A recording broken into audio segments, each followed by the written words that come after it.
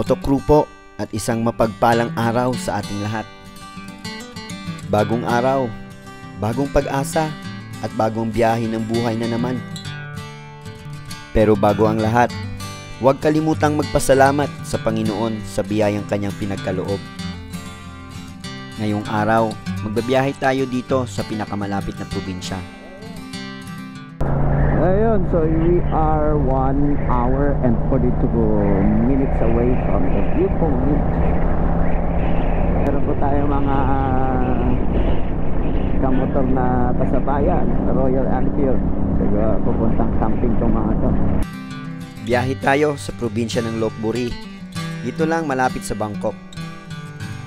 Ang ganda ng panahon, sumasabay din sa ating biyahe.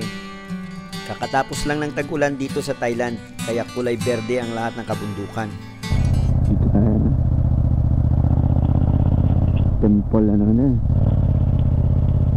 Can we get inside?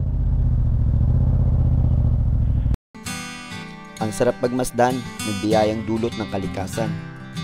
Ang sarap lang din sa mata ng mga berdeng bundok at halaman. Nakakapawi ng pagod, lalo na't sa buong linggong pagtatrabaho. Siya nga pala, kami ay mga OFW sa bansang ito. Kaya't biyaya kung maituturing ang pagbabiyahe sa mga lugar kagaya dito.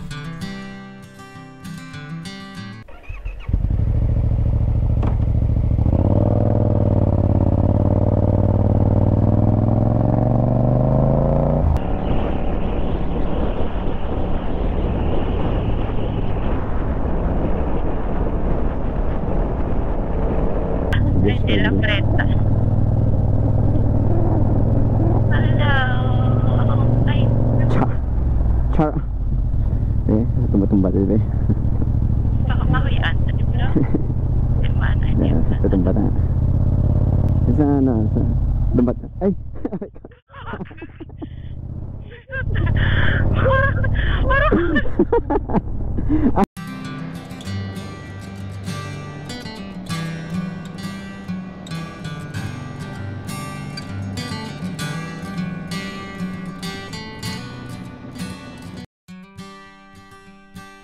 Ayun, at tatapos din ang araw.